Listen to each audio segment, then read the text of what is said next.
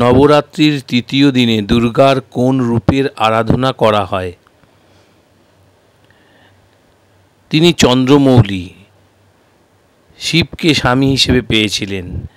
তার কপালে একটি অর্ধচন্দ্র দিয়ে সজ্জিত, যা একটি ঘণ্টার আকার তৈরি করে। সেই থেকেই তিনি চন্দ্রঘণ্টা নামে পরিচিত। তিনি চন্দ্রঘণ্টা হলেন দেবী দুর্গার তৃতীয় পুনর্জন্ম। দেবী জ্ঞান, ন্যায়, বিচার এবং আনন্দের প্রতিনিধিত্ব করেন।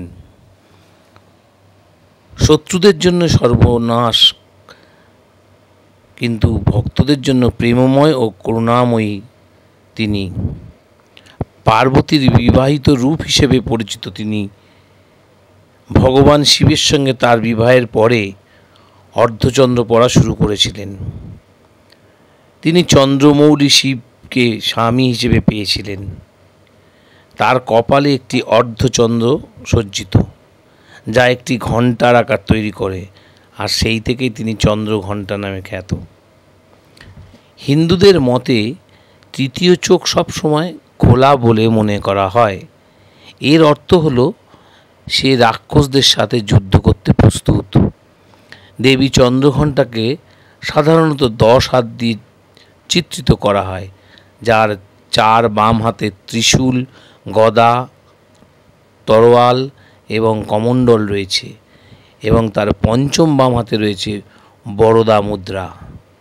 তার বাকি 4 হাতে একটি পদ্মফুল, একটি তীর, একটি ধনুক এবং জপমালা বহন করেন, এবং পঞ্চম ডান হাতটি অভয়া মুদ্রায় রাখেন।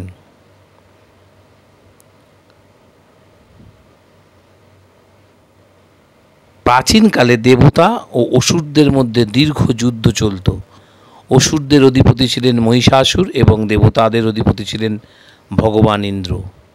মহিষাসুর দেবতালোক জয় করে ইন্দ্রের সিংহাসন লাভ করেন এবং স্বর্গীয় জগতে রাজত্ব করতে থাকেন। এই দেখে সমস্ত দেবতারা চিন্তিত হয়ে ত্রিদেবের কাছে গেলেন। দেবতারা বললেন, মহিষাসুর ইন্দ্র, সূর্য, চন্দ্র, বায়ু সহ অন্যান্য দেবতাদের সমস্ত অধিকার কেড়ে নিয়েছেন এবং দেবতারা পৃথিবীতে বিচরণ করছেন।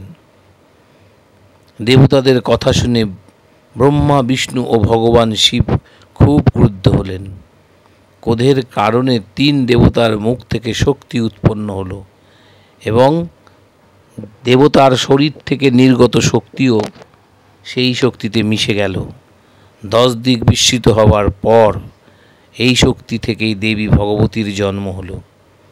ভগবান শঙ্কর তার ত্রিশূল দেবীর কাছে পেশ করলেন। ভগবান বিষ্ণুও তাকে চক্র দিলেন। একইভাবে সকল দেবতারা অস্ত্র দিয়ে মাকে শক্তি প্রদান করলেন। ইন্দ্র তার বজ্র ও ঐরাবত হাতিকে মায়ের কাছে পেশ করলেন। সূর্য তার ধারালো তলোয়ার এবং একটি সিংহ অশ্বারোহণের জন্য সরবরাহ করেছিলেন। যুদ্ধক্ষেত্রে দেবী চন্দ্রঘণ্টা মহিষাসুর নামে এক অসুরকে বধ করলেন।